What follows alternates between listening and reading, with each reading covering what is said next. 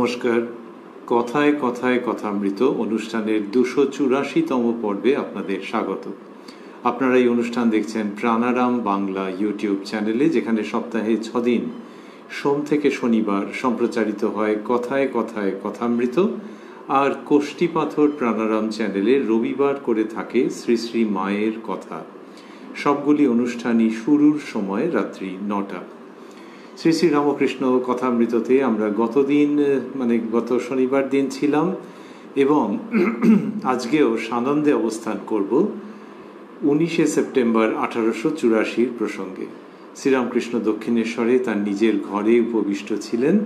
আমরা যতটা শুনেছিলাম তাতে পেয়েছিলাম যে সন্ধ্যারতির পর তিনি তার নিজের ঘরে বসে তার স্বভাবসিদ্ধ অনুপম ভঙ্গিতে ধর্ম প্রসঙ্গ করছেন। সেই যতটা আমরা শুনেছিলাম তার পরের অংশে আজকে প্রবেশ করব শ্রী শ্রী রামকৃষ্ণ কথামৃততে, যার সূচনায় কথামৃতকার শ্রীযুক্ত মহেন্দ্রনাথ গুপ্ত বা শ্রীম বা মাস্টার মহাশয় উদ্ধৃত করছেন, তব কথামৃতং তপ্ত জীবনং কবিভিরীৃতং কলমশাপহং শ্রবণমঙ্গলং শ্রীমদাততং ভুবি গৃণন্তি ये ভূরিদা জনাঃ। হাজরা মহাশয় এখানে 2 বৎসর আছেন। তিনি ঠাকুরের জন্মভূমি কামারপুকুরের নিকটবর্তী শিয়র গ্রামে প্রথম তাহাকে দর্শন করেন 1880 খ্রিস্টাব্দে। এই গ্রামে ঠাকুরের ভাগিনেও পিস্তুত ভগিনী হেমাঙ্গিনী দেবীর পুত্র শ্রীযুক্ত হৃদয় মুখোপাধ্যায়ের বাস। ঠাকুর তখন হৃদয়ের বাটিতে অবস্থিতি করিতেছিলেন। এইখানে আমরা দেখব যে কথামৃতকার হাজরা মহাশয়ের কিঞ্চিত পরিচয় দিচ্ছেন।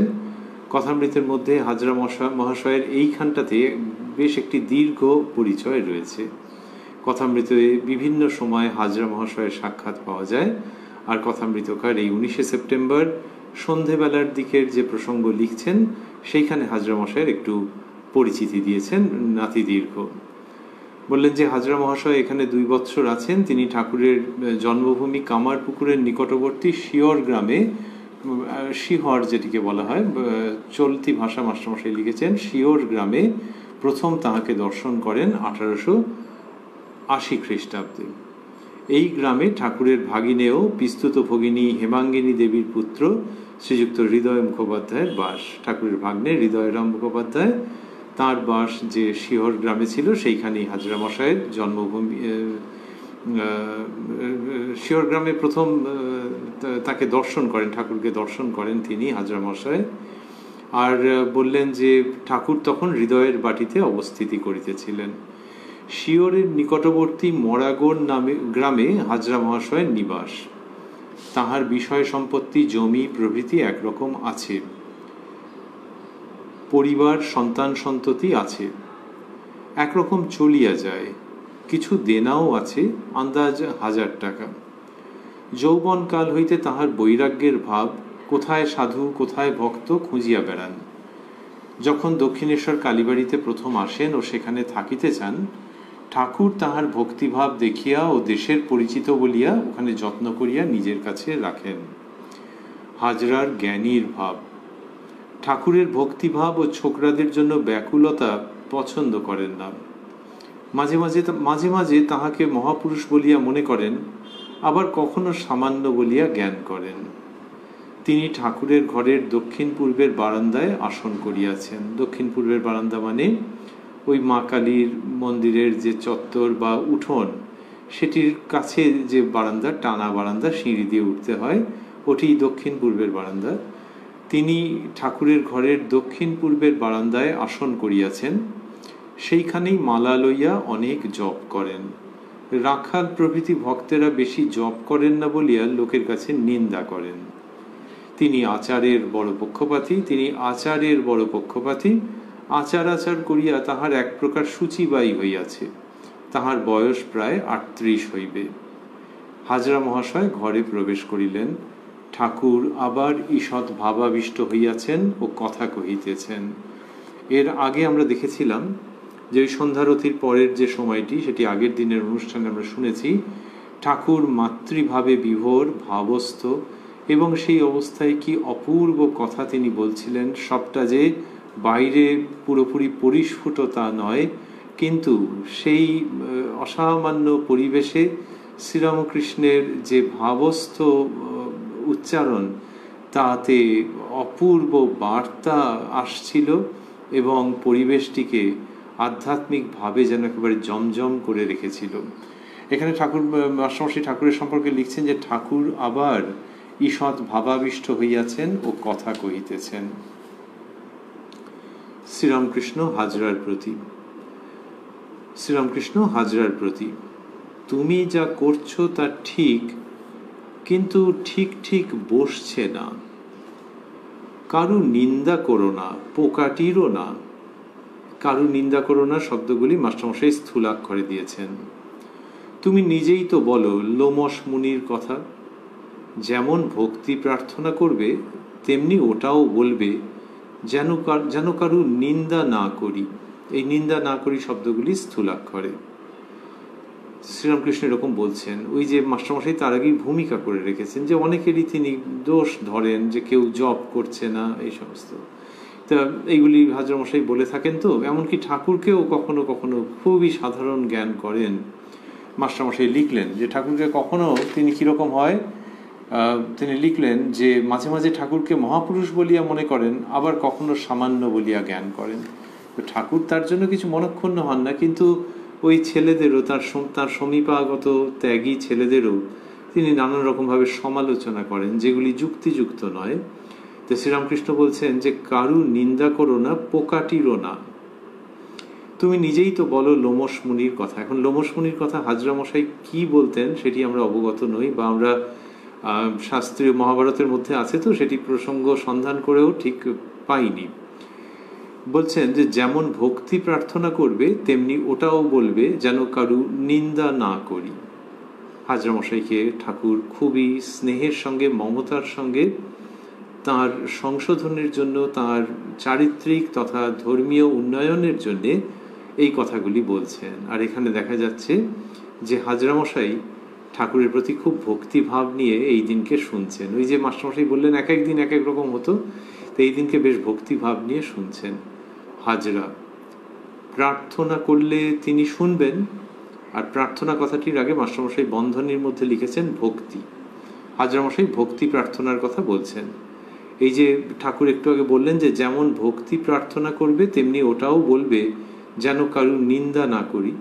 তো হাজরামশাই বলছেন যে প্রার্থনা করলে তিনি শুনবেন, মানে ভক্তি প্রার্থনা করলে তিনি শুনবেন।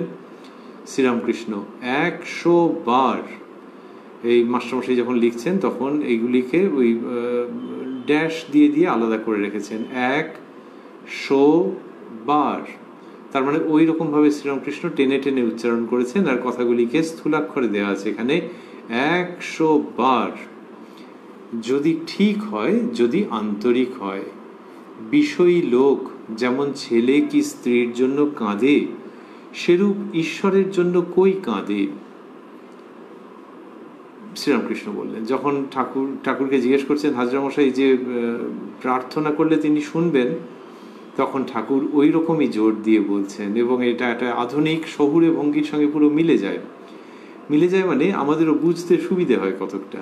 100 বার এরকম ভাবে শ্রীরামকৃষ্ণ বললেন, বলছেন যদি ঠিক হয়, যদি আন্তরিক হয়, যে তাকে প্রার্থনা করলে তিনি নিশ্চিত শুনবেন, যদি ঠিক হয়, যদি আন্তরিক হয়। এবারে তাকে যে ডাকা, তার জন্য যে ব্যাকুল হওয়া এবং সেই জন্য যে আন্তরিকতা, সেইটার প্রসঙ্গে বলছেন বিষয়ী লোক যেমন ছেলে কি স্ত্রীর জন্য কাঁদে, সেরূপ ঈশ্বরের জন্য কই কাঁদে। অর্থাৎ সেই ব্যাকুলতা কোথায়, তাহলে তিনি শুনবেন বলছেন। সেটার উদাহরণ দিচ্ছেন, দৃষ্টান্ত দিচ্ছেন। কিরকম বলছেন, ওদেশে একজনের পরিবারের অসুখ হয়েছিল। সারবে না মনে করে লোকটা থরথর করে কাঁপতে লাগলো, অজ্ঞান হয় আর কি। এরূপ ঈশ্বরের জন্য কে হচ্ছে? শ্রীরামকৃষ্ণ বললেন যে একজন স্ত্রীর অসুখ হয়েছিল এবং লোকটা থরথর করে কাঁপছিল, তার মানে আশঙ্কায় সমস্ত শরীর কাঁপছে, অজ্ঞান হয় আর কি। বললেন এরূপ ঈশ্বরের জন্য কে হচ্ছে? তাহলে শ্রীরামকৃষ্ণ কি চাইছেন যেরকম অজ্ঞান হয়ে যাবে? না, কিন্তু ওই যে জিনিসটি চাইছে সেই জিনিসটি যদি না পায়, স্ত্রীর থাকাটা চাইছেন, স্ত্রী সুস্থ থাকে সেটা চাইছেন, আর এই কি একটা অসুখ হয়েছে সেখান থেকে যে আশঙ্কা হচ্ছে তাতে লোকটা থরথর থরথর করে কাঁপছে এবং মনে হচ্ছে এক্ষুনি অজ্ঞান হয়ে যাবে। ওই যে অবস্থাটা শ্রীরামকৃষ্ণ সেটিকে দেখেছেন, সেই মানুষটির প্রতি তার সহানুভূতি আছে বুঝতেই পারা যাচ্ছে। আর তিনি অবশ্যম্ভাবী রূপে যেটি করেছেন সেটি হচ্ছে ঈশ্বরীয় প্রসঙ্গের সঙ্গে ওটিকে যুক্ত করেছেন, কিন্তু কোনো আলাদা প্রয়াসের দ্বারা নয়, ওটা যুক্ত হয়ে গেছে তার অন্তঃকরণে। কীরকম? যে ঈশ্বরের জন্য যদি কারোর এরকম অবস্থা হয় যে তাকে পাচ্ছি না বলে, তিনি সাড়া দিচ্ছেন না বলে ভেতরে ওই রকম অস্থিরতা, শ্রীরামকৃষ্ণ বলছেন এই রকম যদি হয় তাহলে কেন তিনি শুনবেন না, কেন তিনি আসবেন না? বললেন এরূপ ঈশ্বরের জন্য কে হচ্ছে? এই কথাগুলো ঠাকুর শ্রীরামকৃষ্ণ যখন বলছেন তখন তার মধ্যে প্রচণ্ড শুদ্ধ আবেগের শক্তি যে থাকছে সেটি যেমন সত্যি, তেমনি আবার শ্রীরামকৃষ্ণ বলছেন তো তার নিজের জীবনের সঙ্গে এটি মিলে যাচ্ছে। নিজের জীবনের ঘটনা এর সঙ্গে একভাবে ধ্বনিত হচ্ছে।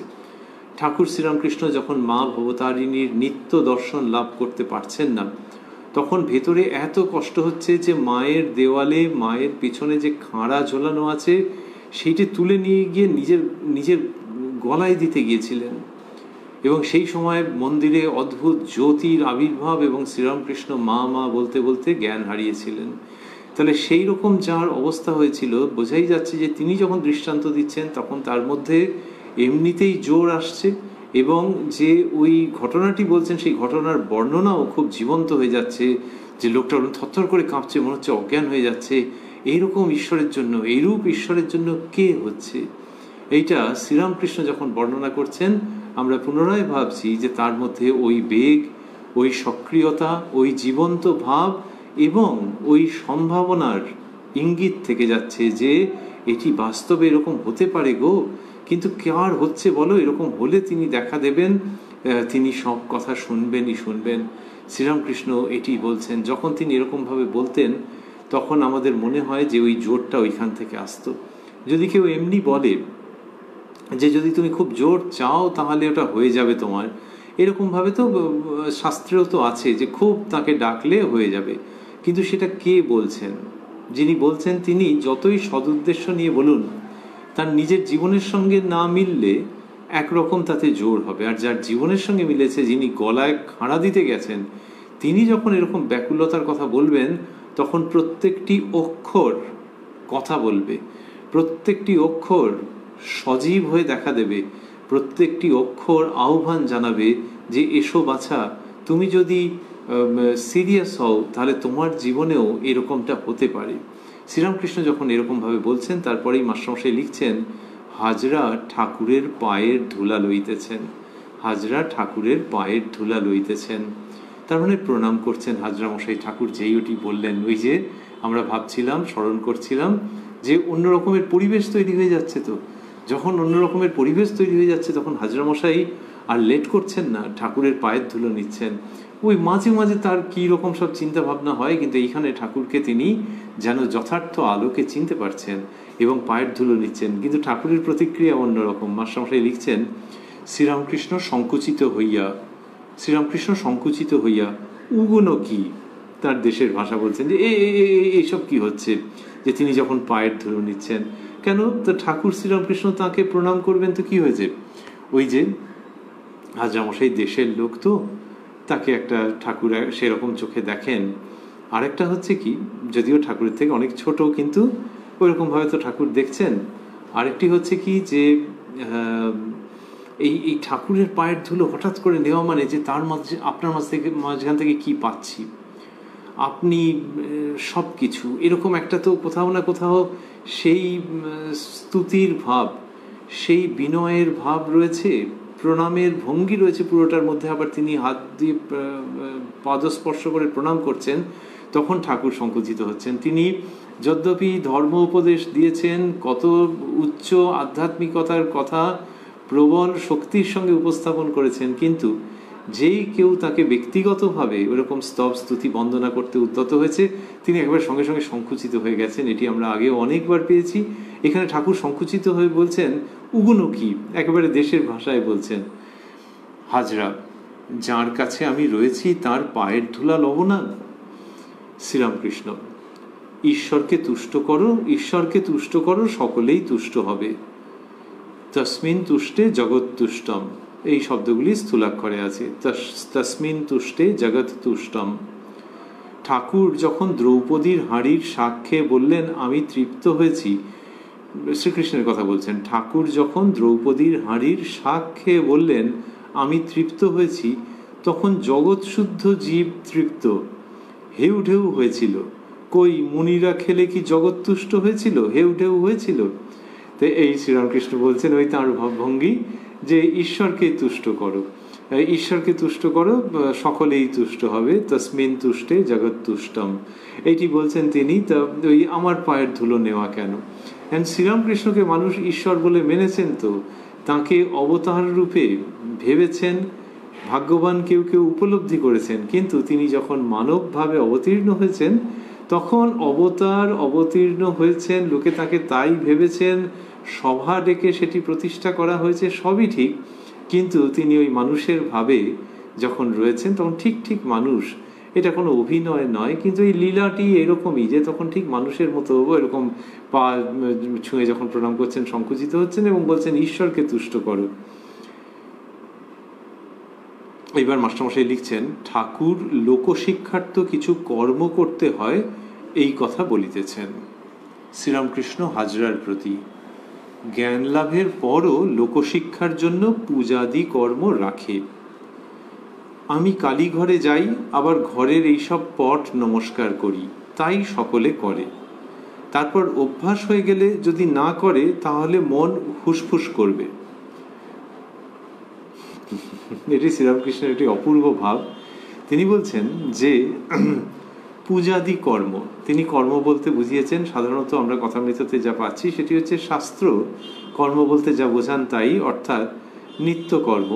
ঈশ্বর লাভের জন্য পুজো, জপ, ধ্যান, ব্রত, উপবাস ইত্যাদি কর্ম এক একজনের জন্য এক এক রকমের হয়তো বিধান আছে, সেই কর্মের কথা বলেছেন। এখানে সেই রকম প্রসঙ্গ তিনি আনছেন, এনে বলছেন জ্ঞান লাভের পরও লোকশিক্ষার জন্য পূজাদি কর্ম রাখে।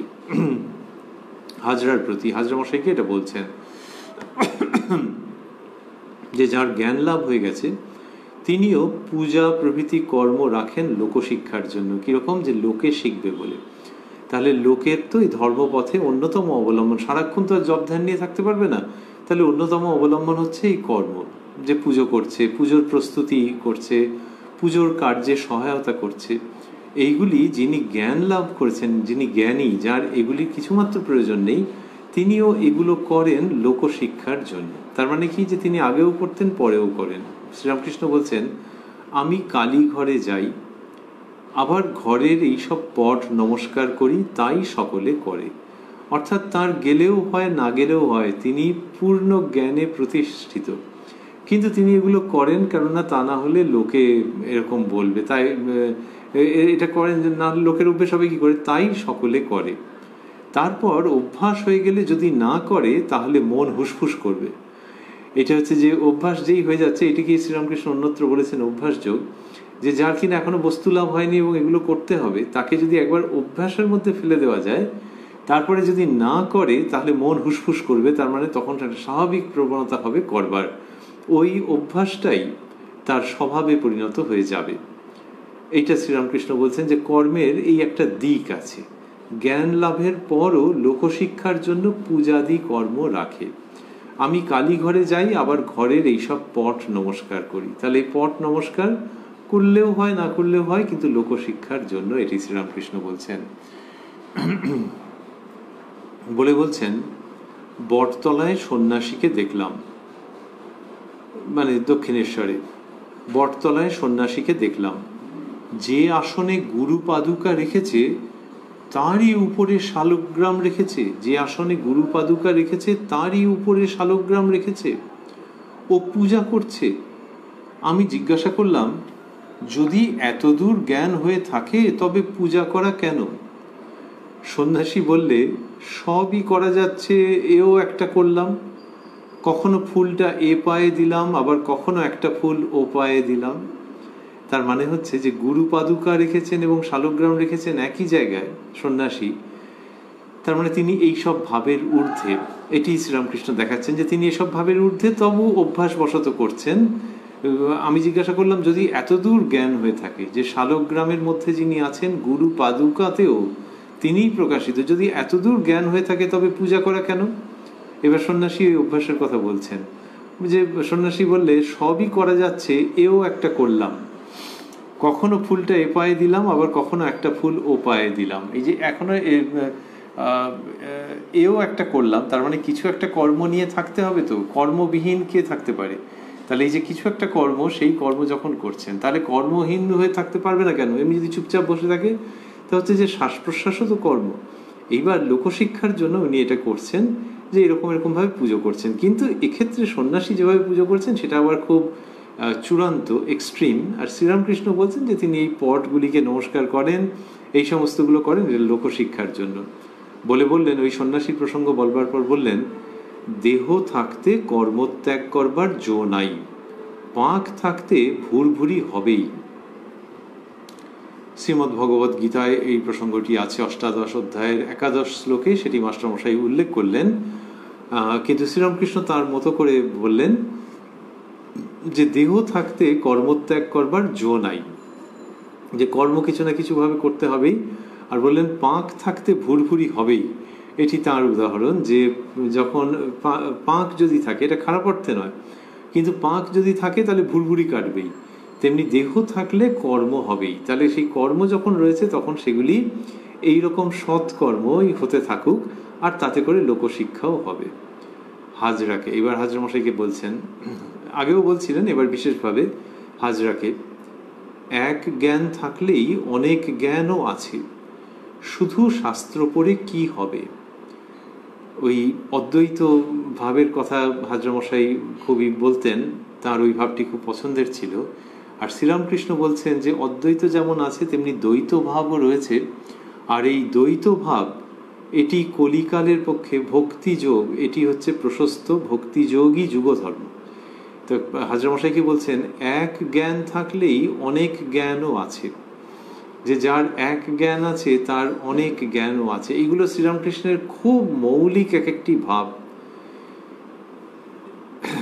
শাস্ত্রে বিভিন্ন জায়গায় আছে, কিন্তু জোর করে মেলানোটা এক এক সময় যেন মনে হয় যে শ্রী শ্রী রামকৃষ্ণ কথামৃতের উপর একটু অতিরিক্ত কিছু করা হচ্ছে, কখনো কখনো ইন্টেলেকচুয়াল ওভার এক্সারসাইজ মতো হয়ে যেতে পারে। শ্রীরামকৃষ্ণের কথা একটু বাদে আবার তার ইঙ্গিতও পাওয়া যাবে কি কতকটা। বললেন, এক জ্ঞান থাকলেই অনেক জ্ঞানও আছে, যে অদ্বৈত জ্ঞান থাকলে তার দ্বৈত জ্ঞানও থাকবে। এবার অনেক জ্ঞান আছে মানে তার দ্বৈত জ্ঞানটাকে সে কি করবে? পছন্দ করবে, না সেটাকে বিচারের দ্বারা একেবারে সরিয়ে দেবে, অপসারণ করবে? শ্রীরামকৃষ্ণ দেখিয়েছেন যে যদি কেউ অদ্বৈতের দিকে এগোয়, তাহলে তাহলে এই দ্বৈত জগৎ, এই আপাত প্রতীয়মান জগৎকে তিনি অস্বীকার করে করে নেতি নেতি বিচার করে করে এগোবেন। কিন্তু তারপরে যদি তার স্বীকৃতি থাকে, তাহলে জ্ঞান লাভের পর বিজ্ঞানের অবস্থা হতে পারে। সেই বিজ্ঞানের অবস্থা বা বিজ্ঞানীর অবস্থা যখন হয়, তখন আবার এই দ্বৈত জগৎকেই অন্য রকমভাবে দেখা যায়, যে ওই এক ও যা, এই বহু ও তাই। এটি যে দেখার দৃষ্টি সহানুভূতি সম্পন্ন, প্রেমপূর্ণ, গভীর সত্যময় অন্তর্দৃষ্টি, সেটিকেই শ্রীরামকৃষ্ণ বিজ্ঞান দৃষ্টি বলেছেন সেটিকে। তো এখানে বললেন যে এক জ্ঞান থাকলেই অনেক জ্ঞানও আছে, এটির কথা উল্লেখ করছেন। তার মানে একের যখন জ্ঞান হচ্ছে তখন অনেকের জ্ঞানও ওই সুপ্ত অবস্থায় আছে, এবার ওটা যখন বর্ধিত হবে তখন সেটা ওই বিজ্ঞানীর অবস্থায় পরিণত হবে। এটি বিশিষ্টাদ্বৈতবাদীর অবস্থা নয়, এটি হচ্ছে অদ্বৈত ভাবকে বিনীত প্রণাম করে সেটিকে অতিক্রম করে ওই বিজ্ঞানে গিয়ে উপস্থিত হওয়া। বলছেন শুধু শাস্ত্র পড়ে কি হবে, এইটির মধ্যে ইঙ্গিত রয়েছে যে শুধু শাস্ত্র পড়লে তুমি যে সব পাবে তা নয়। শুধু শাস্ত্র পড়লে কি হবে? শুধু শাস্ত্র পড়লে কি হবে কথাটার একটা মানে হতে পারে যে যদি তোমার সেই রকম অনুভূতি না থাকে তাহলে শাস্ত্র পড়ে কি হবে। আর এখানে শ্রীরামকৃষ্ণ যা বলছেন তো এই অনুভূতি নেই সেটা কথা যেমন থাকছে, আর এখানে যা বলছেন তাতে আরেকটা মাত্রা থাকছে, সেটা হচ্ছে যদি অনুভূতিও থাকে তাহলেও শাস্ত্রে যা যা আছে শুধু সেইটাই যদি ভাবো যে সেইটাই শেষ কথা তা নয়, তার পরেও হতে পারে। বলছেন সেই শ্রীরামকৃষ্ণ যিনি বলেছেন এখানকার অনুভূতি বেদ বেদান্তকে ছাড়িয়ে গেছে, সেই তিনি শাস্ত্রে আটকে না থাকার কথা বলছেন।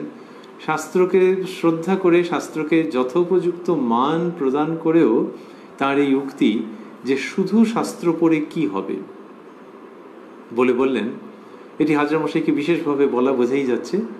বলছেন শাস্ত্রে বালিতে চিনিতে মিশেল আছে, চিনিটুকু লওয়া বড় কঠিন, তাই শাস্ত্রের মর্ম সাধু মুখে গুরু মুখে শুনে নিতে হয়, তখন আর গ্রন্থের কি দরকার। তা বললেন যে শাস্ত্রে বালিতে চিনিতে মিশেল আছে, চিনিটুকু লওয়া বড় কঠিন। তাহলে এই যে বালিতে চিনিতে মিশেল আছে, তার মানে দুটো মিশে আছে বালি এবং চিনি, তার মধ্যে থেকে চিনিটা নেওয়া হচ্ছে খুব কঠিন, তাই শাস্ত্রের মর্ম সাধু মুখে গুরু মুখে শুনে নিতে হয়।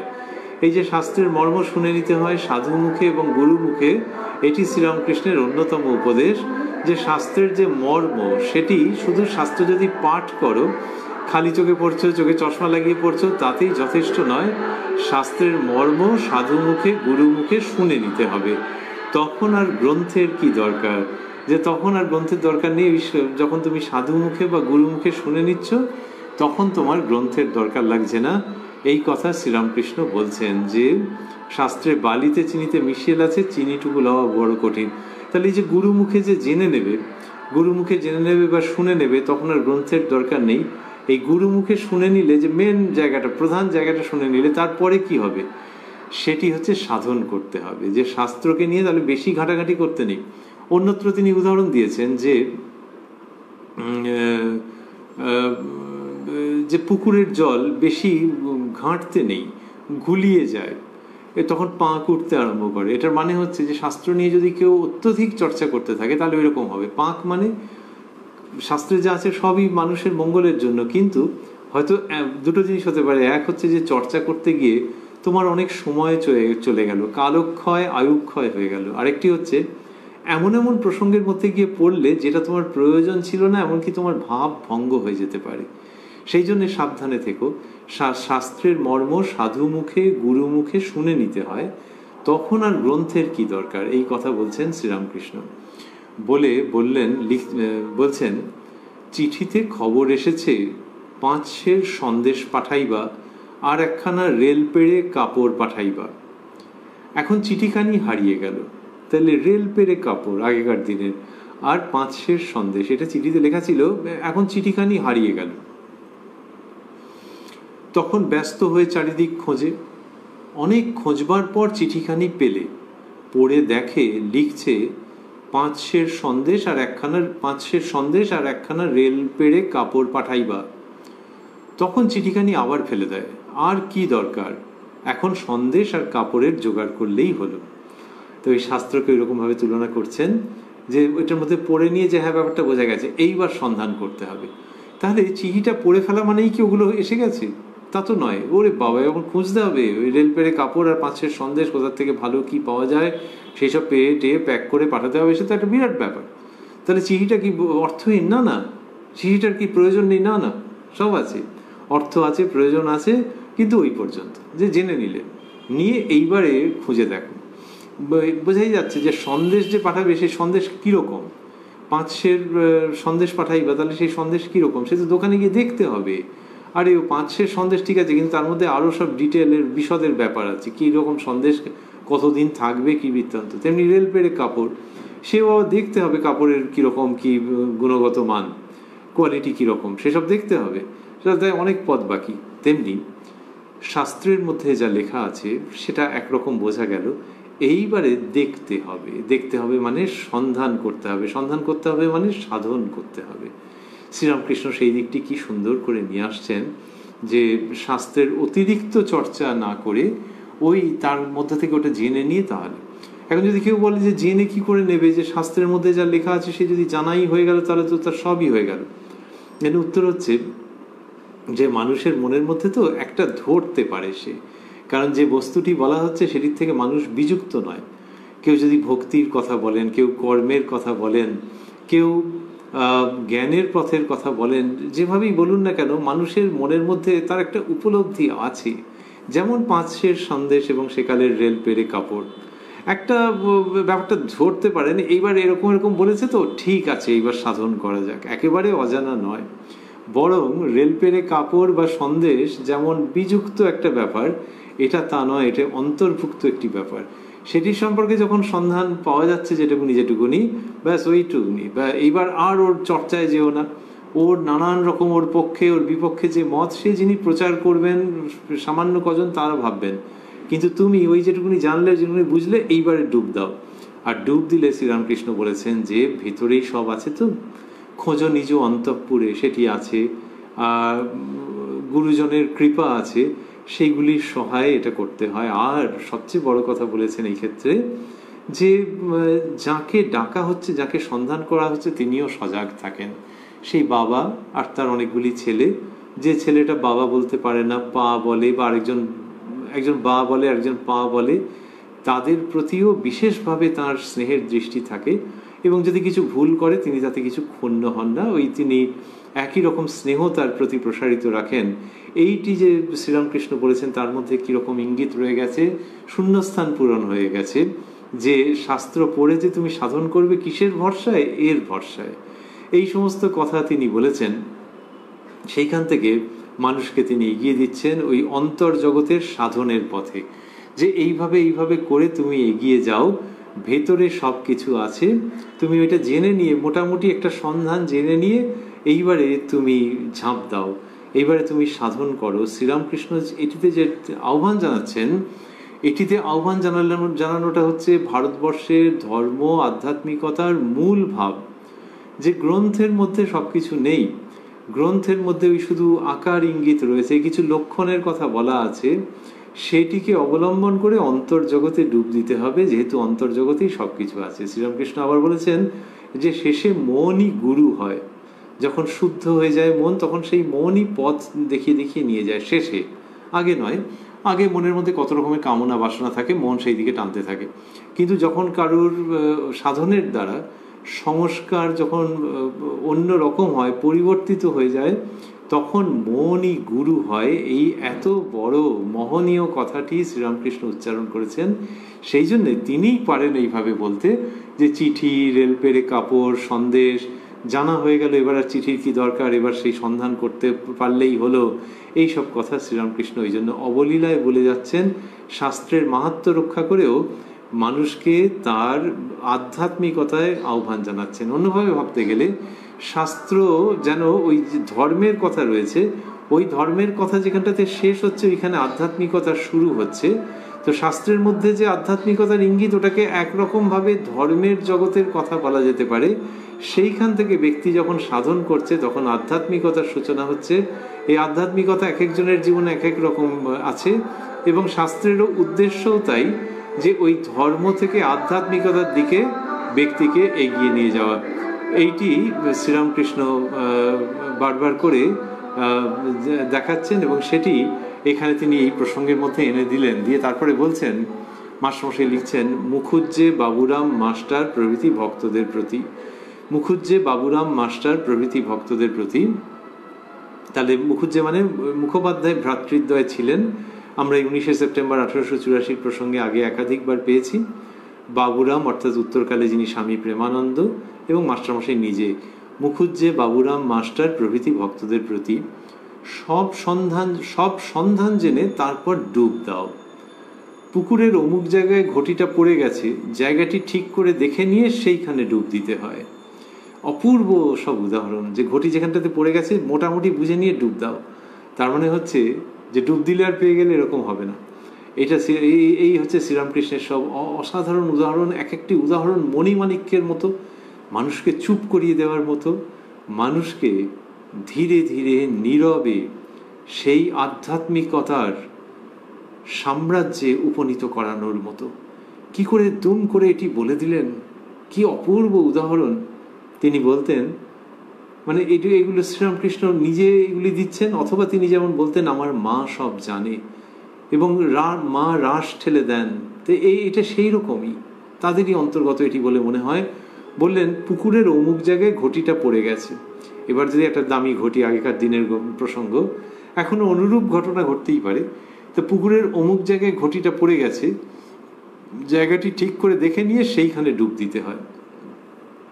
এটি অসামান্য, কারণ এর মধ্যে বিভিন্ন দিক রয়েছে। তো একটা হচ্ছে ঘটিটা ডুবে গেছে, তাহলে একটা দরকারি জিনিস, মূল্যবান জিনিস, সেটাকে করতে হবে, বার করতে হবে, তা সেটা ওখান থেকে তুলে আনতে হবে। আচ্ছা, এক। দুই হচ্ছে যে যারা এই পুকুরে চান করেছেন, ডুব দিয়েছেন, তারাই জানেন যে একটা জায়গায় পড়ে গেল, কিন্তু পড়ে গেলে কি ঠিক ওইখানটাতেই থাকবে নাকি? ওই প্লবতার ক্রিয়া ইত্যাদির জন্য একটু ডান দিক বাঁ দিক এটা ওটা হয়ে যাবে। যদি স্রোত নাও থাকে, নদী যদি না হয়, স্থির পুকুর হয়, তাহলেও ও কি ঠিক একেবারে উল্লম্ব সরলরেখায় পড়বে নাকি? তারপর ঘটির আকার আকৃতির ওপর নির্ভর করছে, সুতরাং একটু ডাইনে বাঁয়ে ক্ষেত্রে কোথাও একটা পড়বে। তাহলে তুমি একটা মোটামুটি জায়গায় জেনে নিয়েছো, এইবার নিচে ওইটা ডুব দিয়ে দেখতে হবে। ওই তলাটায় হাত দিলে হলো না, ডুব দেওয়া মানে কি একটু দম বন্ধ করে ডুব দিতে হয়, তো দিয়ে হাতড়ে হাতড়ে হাতড়ে হাতড়ে দেখতে হবে। তাহলে ওই শাস্ত্রের মধ্যে কি হচ্ছে, ওই যে সব সন্ধান বললেন, সব সন্ধান জেনে তারপর ডুব দাও। এই যে সব সন্ধান জানা, সেইটা হচ্ছে ওইটা, যে যখন ঘটিটা রয়েছে কোনখানটা যেন ঘটিটা পড়লো, সেই জায়গাটা বুঝে টুঝে নিয়ে, ঘড়িটা হাত থেকে স্লিপ করে গেছে, তাহলে সেই জায়গাটা বুঝে টুঝে নিয়ে, বুঝে টুঝে নেওয়া মানে ওটা হচ্ছে শাস্ত্র অধ্যয়ন। এইবার চুপুস করে ডুব দাও।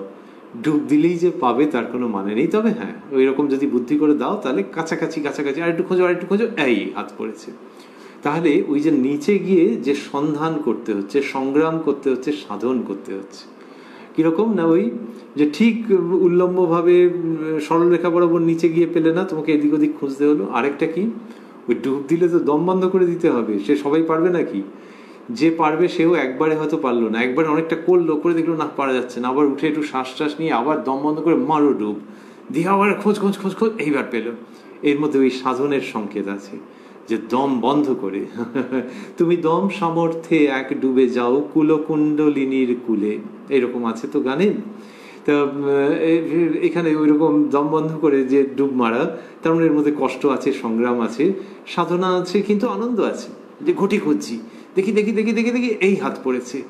এই সব যে শাস্ত্র পড়া মানে ওপর সন্ধান জানা, আর ডুব দেওয়া মানে তার মধ্যে কষ্ট আছে, তার মধ্যে সংগ্রাম রয়েছে, কিন্তু তার মধ্যে প্রাপ্তির আকর্ষণ রয়েছে, হাতছানি রয়েছে, আহ্বান জানা রয়েছে, এবং সেটির বাস্তব সম্ভাবনা রয়েছে। সেই জন্যই শাস্ত্র পড়া এবং সাধন করা।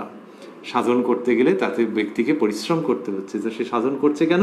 ওটা পাবে বলে। আর কি, আর হচ্ছে যে ঘটিটা হাতে ছিল, জানো, হাতে ছিল, তারপর পড়ে গেল, পড়ে গিয়ে এইবার খুঁজতে হবে। এটা খারাপ লাগে না, যে হাতের মধ্যে ছিল, পড়ে গেল। তেমনি আত্মজ্ঞান, সেটাই জীবের স্বরূপ, স্লিপ করে বেরিয়ে গেছে, সেটা জন্ম জন্মান্তরের কীরকম কর্মের মধ্যে দিয়ে কীভাবে কি হয়েছে, কিন্তু জীব নিজের স্বরূপচ্যুত হয়েছে। আর ওই ঘটিটাকে খোঁজা মানে সেই স্বরূপে গিয়ে পৌঁছানো। সেটাতে যেই হাত পড়ছে তখনই বস্তু লাভ হচ্ছে। তাহলে ওই যেটা হাতে ছিল সেটা ছিটকে গেলে খারাপ লাগবে না?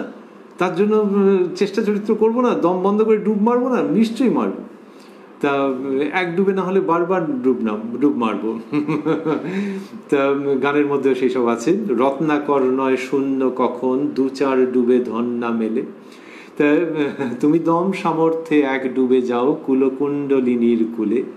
তা এইখানে হচ্ছে যে হাতের মধ্যে ছিল, ফসকে গেছে, চলে গেছে কোথায়, কিন্তু আছে, জানো এই জায়গাটায় আছে। কর্ম হোক, ভক্তি হোক, জ্ঞান হোক, শারীরিক প্রক্রিয়ায় রাজযোগ হোক, যেরকমভাবেই হোক, জীব ওইখানটাতে পৌঁছবার চেষ্টা করছে, নানান রকমভাবে করছে। ওই যে হাত দিয়ে দেখছে কোনখানটাতে আছে, দমটা বন্ধ করে রেখেছে, নানান রকম করছে। বিভিন্ন রকমভাবে যোগের একটা সমন্বয়ের মাধ্যমে সেই বস্তু লাভ করবার চেষ্টা করছে। একটা যোগ অবলম্বন করলে অন্যগুলিও ইন ডিউ প্রপোর্শন এসে উপস্থিত হয়, তো সেইগুলো করে সেই বস্তু লাভ করবার চেষ্টা করছে যেটা তার সবচেয়ে আপনার, সেটা যেন তারই সঙ্গে সে একত্রিত হয়েছিল, কীভাবে সেটা হাত থেকে বিচ্যুত হয়ে গেছে সেটির সন্ধান সে করছে। শ্রীরামকৃষ্ণ তার অপূর্ব শক্তিশালী কিন্তু বৈঠকখানার ভঙ্গিতে উচ্চারিত যে উপমা তথা কথামৃত তার মধ্যে এই প্রসঙ্গের উল্লেখ করছেন। তারপর বললেন, শাস্ত্রের মর্ম গুরুমুখে শুনে নিয়ে তারপর সাধন করতে হয়।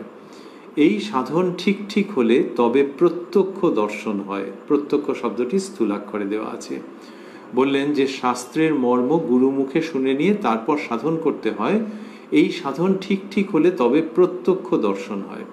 তার মানে একেবারে সরাসরি দর্শন হয়। এই যে প্রত্যক্ষ দর্শন, নরেন্দ্রনাথ বলেছিলেন যে মশাই আপনি কি ঈশ্বর দেখেছেন? শ্রীরামকৃষ্ণ বলেছিলেন হ্যাঁ দেখেছি, এই তোমাকে যেরকম দেখছি তার থেকেও স্পষ্ট রূপে দেখেছি। তো এখানে বলছেন প্রত্যক্ষ দর্শন হয়, যে ওইটি যে তার জীবন থেকে যে পাওয়া যাচ্ছে, যে মানুষকে দেখা বলতে যা বোঝায় বা বোঝে তার থেকেও প্রত্যক্ষ। তো কখনো কেউ একটা দূরের কোনো জিনিস দেখছেন, এবার কিরকম হেজি লাগছে, তারপর একটু চোখ ধুয়ে এলেন, এসে ভাবলেন যে আরে এই জিনিসটা কি, এটা দূরে একটা সাইনবোর্ড মতো আছে, কদিন ধরেই দেখেছি, এটা এখন হ্যাঁ এটা বুঝতে পারছি, একটা নীল রঙের সাইনবোর্ড মনে হচ্ছে, এরকম দেখলেন। তারপরেও দেখছেন যে না, কি সকাল কি দুপুর ঠিক দেখতে পাওয়া যাচ্ছে না। তারপর আবার কি ভেবেছেন যে ডাক্তারের কাছে গেলেন, ডাক্তারবাবু সব দেখে টেকে পরীক্ষা করে চশমার কাঁচ সব বলে ঠলে দিলেন। সেই সবগুলো লাগিয়ে যখন দেখলো, বলে একদম পরিষ্কার দেখা যাচ্ছে, মুখার্জি ব্রাদার্স, একদম পরিষ্কার। এই যে আমরা পরিষ্কার দেখতে পাচ্ছি একটা, তার তো একটা আন্দাজ আছে, যা আগে দেখতে পেতাম না, এখন পরিষ্কার। কিন্তু এটাও কম পড়ে যাবে। এ আবার কি, এটাও কম পড়ে যাবে? হ্যাঁ, ঈশ্বরকে দর্শন মানে এই জাগতিক ইন্দ্রিয়জ যে দর্শন, সেটা সবচেয়ে ভালো কোম্পানির রিফ্র্যাকশন ব্যবহার করে চশমা লাগিয়েই হোক বা জন্মগত চোখের সাহায্যেই হোক, সবচেয়ে ভালো কোট উদ্ধৃতির মধ্যে যে দেখা, সেই দেখার থেকে অনেক বেশি প্রত্যক্ষ ঈশ্বরীয় দর্শন। শ্রীরামকৃষ্ণ সেটির প্রসঙ্গ বলেছেন। তো এখানে বললেন শাস্ত্রের মর্ম গুরুমুখে শুনে নিয়ে তারপর সাধন করতে হয়। এই সাধন ঠিক ঠিক হলে তবে প্রত্যক্ষ দর্শন হয়। তারপর বলছেন, ডুব দিলে তবে তো ঠিক ঠিক সাধন হয়, ডুব দিলে তবে তো ঠিক ঠিক সাধন হয়। তার মানে ডুব দেওয়ার কথাই আনছেন। বসে বসে শাস্ত্রের কথা নিয়ে কেবল বিচার করলে কি হবে? শালারা পথে যাবারই কথা, ওই নিয়ে মরছে, শালারা ডুব দেয় না। গ্রামের ভঙ্গিতে আন্তরিকতার সঙ্গে বলছেন, যেন কাউকে গালি দিচ্ছেন, কিন্তু আসলে আহ্বান জানাচ্ছেন যে আয় না, এদিকে শোন না, কি করতে হবে বলছি তো, এই ভঙ্গি। তা বললেন যে ডুব দিলে তবে তো ঠিক ঠিক সাধন হয়, বসে বসে শাস্ত্রের কথা নিয়ে কেবল বিচার করলে কি হবে? বসে বসে শাস্ত্রের কথা নিয়ে কেবল বিচার করলে কি হবে? তো এই যে শাস্ত্রের কথা নিয়ে নানান রকম বিচার হয়ে টয়ে গেল, যে কি সুন্দর শুনলাম, বা বেশ ভালো লাগলো, অনেকগুলো উপমাও ছিল, কিছু হাসির কথাও ছিল, ব্যাস হয়ে টয়ে গিয়ে হয়ে গেল। যা বাড়ি গিয়ে ভাইরাসের ভয় হাতটা ধুয়ে ফেললো, আর মন থেকে ওই প্রসঙ্গগুলো ধুয়ে মুছে চলে গেল। যা, এইটা হলে হবে না, ডুব দিতে হবে। শ্রীরামকৃষ্ণ বিভিন্ন সময়ে এটিতে নিয়ে আসছেন যে আধ্যাত্মিকতার কথা, ধর্মের কথা শুনে তারপর ডুব দিতে হবে। এবং সেখানে তার যেন একটা চাঞ্চল্য রয়েছে, যে উফ বাবারে বাবা, শুধু কথার মধ্যেই থাকে, ডুব দেয় না। সেই জন্য স্বাভাবিকভাবে শ্রীরামকৃষ্ণ এই ভঙ্গি ব্যবহার করছেন, শালারা পথে যাবারই কথা, ওই নিয়ে মরছে। তার মানে শাস্ত্রের বিচার, নানান রকমের বিচার তার মধ্যেই সব রয়েছে। শালারা পথে যাবারই কথা ওই নিয়ে মরছে, শালারা ডুব দেয় না। এইরকম ভাবে শ্রীরামকৃষ্ণ বলছেন। এবং এই যে শালারা বলছেন, তার মানে হচ্ছে যে শালারা, তার মানে ওই যে আমরা বলছিলাম যে আয় এদিকে আয়, এখানে এসে কথামৃত শোন।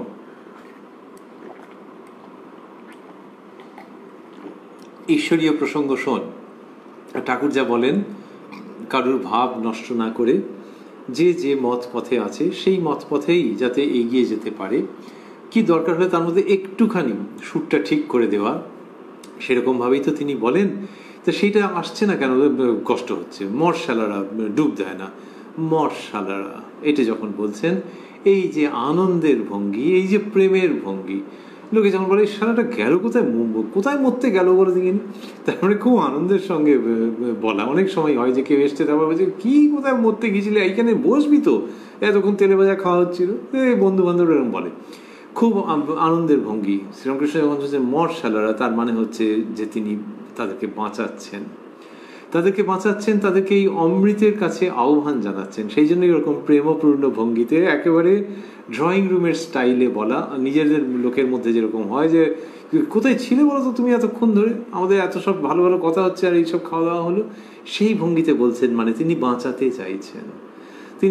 চাইছেন যে কিনা সংসারের মধ্যে, সংসারের জটিল আবর্তের মধ্যে, কুটিল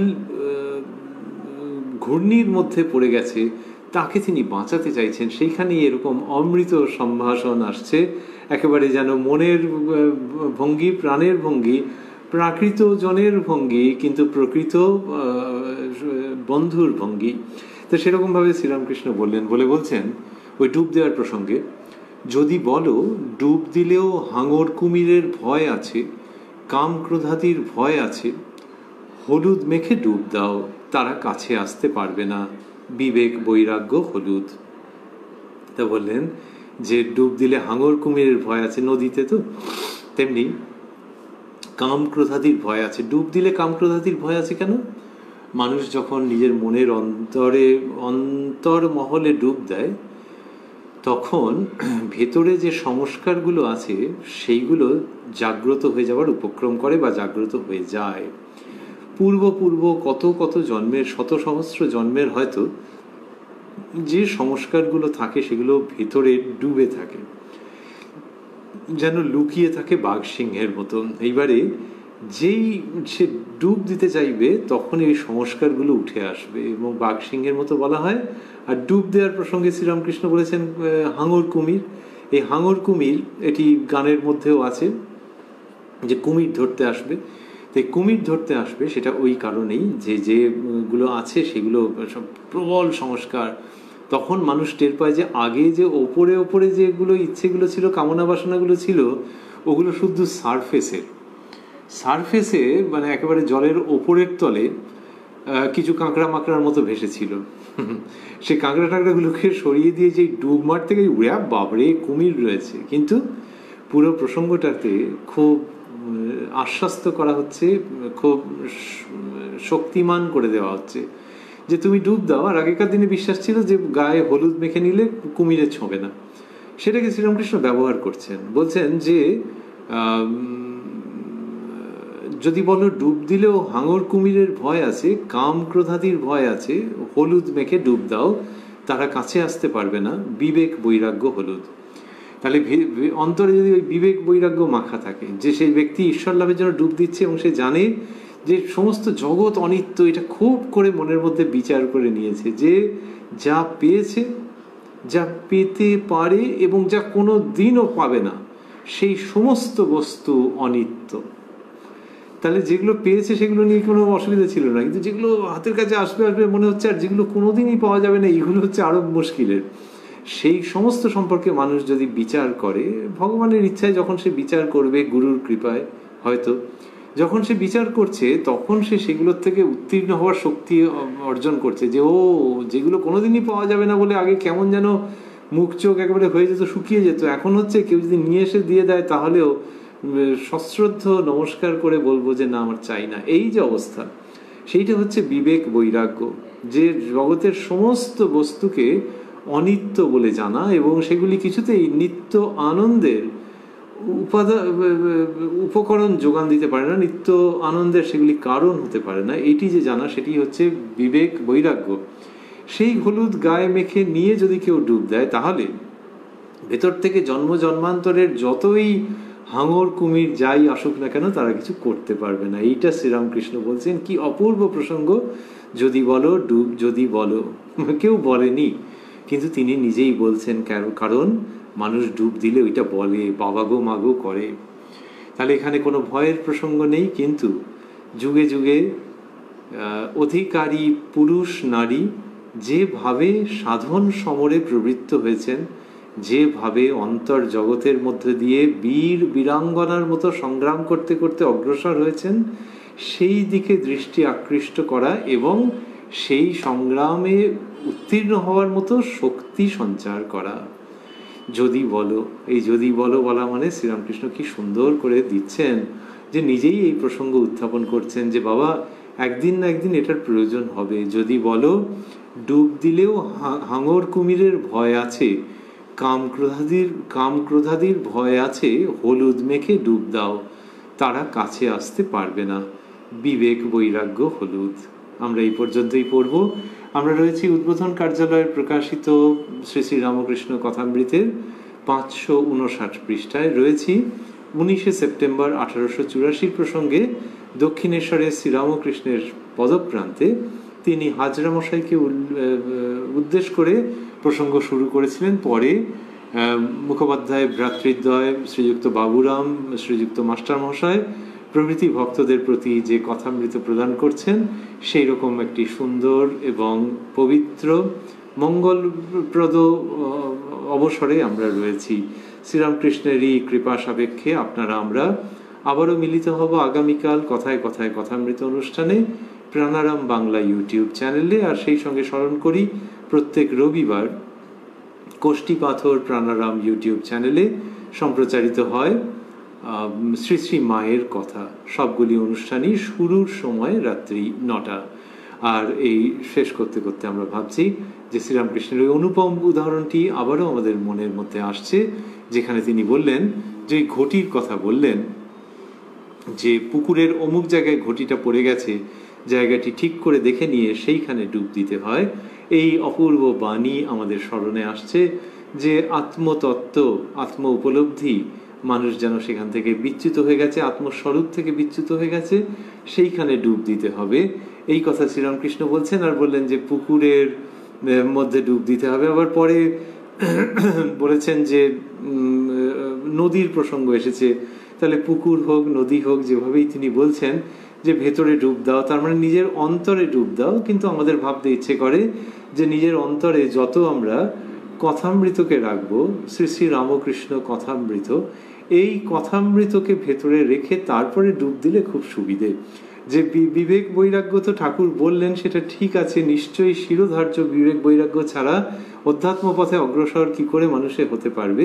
বিবেক বৈরাগ্যকে শিরোধার্য করে নিত্য চর্যার বিষয় করে তারপরেও আমরা ভাবছি যে শ্রীরামকৃষ্ণের শ্রীমুখে উচ্চারিত যে শ্রী শ্রী রামকৃষ্ণ কথামৃত, সেই অমৃতের সাগরকে ভেতরে রেখে তারপরে যদি ওই হারানো ঘটির জন্য ডুব দেওয়া যায় তাহলে খুব ভালো, খুব ভালো। সেই শ্রী শ্রী রামকৃষ্ণ কথামৃত আমাদের অন্তরে যেন অবস্থান করে। শ্রীরামকৃষ্ণের কাছে এই প্রার্থনা, যাতে ডুব দিয়ে ওই হারানো ঘটি তথা সেই হারানো, সেই বিস্তৃত আত্মতত্ত্ব আমরা যথাসাধ্য চেষ্টা, যথাসাধ্য সাধন সহায়ে পুনরায় প্রাপ্ত হয়ে জীবনে অমিত অক্ষয় আনন্দ ও শান্তি লাভ করতে পারি। ওম নিরঞ্জনং নিত্যম অনন্ত রূপং ভক্তানুকম্পা ধৃত বিগ্রহং বৈ ঈশাবতারং পরমেশমিদ্যং তং রামকৃষ্ণং শিরসা নমামহ।